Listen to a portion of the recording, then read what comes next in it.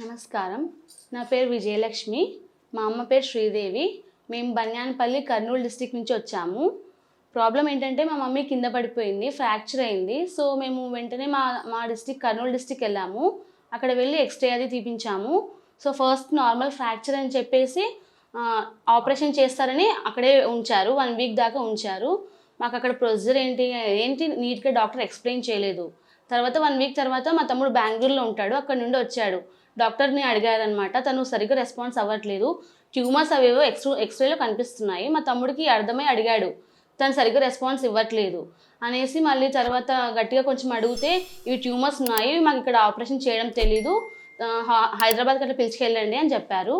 So అక్కడ నుండి హైదరాబాద్కి వచ్చాము. తర్వాత మా మమ్మీ, డాడీ, మా అన్నయ్య, మేము ముగ్గురం కలిసి ఇక్కడ హాస్పిటల్స్ అది ఎంక్వైరీ చేసేసి వేరే హాస్పిటల్కి వెళ్ళాము. ఇలాగా అవి ట్యూమర్స్ అవి చూసేసి వాళ్ళు క్యాన్సర్ అని చెప్పి ఆపరేషన్ చేయాలి, చేస్తే తర్వాత హ్యాండ్ అది కూడా సమ్ రాడ్ పెడతారు, మూమెంట్ అది ఉండదు అలా చెప్పారు. మాకు అలా చెప్పడంతో భయం వేసింది.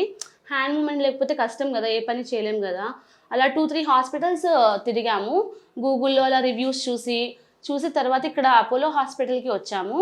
అపోలో హాస్పిటల్కి వచ్చాక ఇక్కడ సార్ గురించి తెలిసి ఇక్కడ సార్ని కన్సల్ట్ అయ్యి సార్తో మాట్లాడితే అదేం ప్రాబ్లం కాదు, ఫస్ట్ బయాప్సీకి పంపిస్తాము, అది క్యాన్సర్ అని తెలుస్తేనే డేంజర్, లేకపోతే నార్మల్గా ఒక ఆర్టిఫిషియల్ బోన్ పెట్టేసి మూమెంట్ అలా ఉంటుంది, నో ప్రాబ్లం అని చెప్పారు.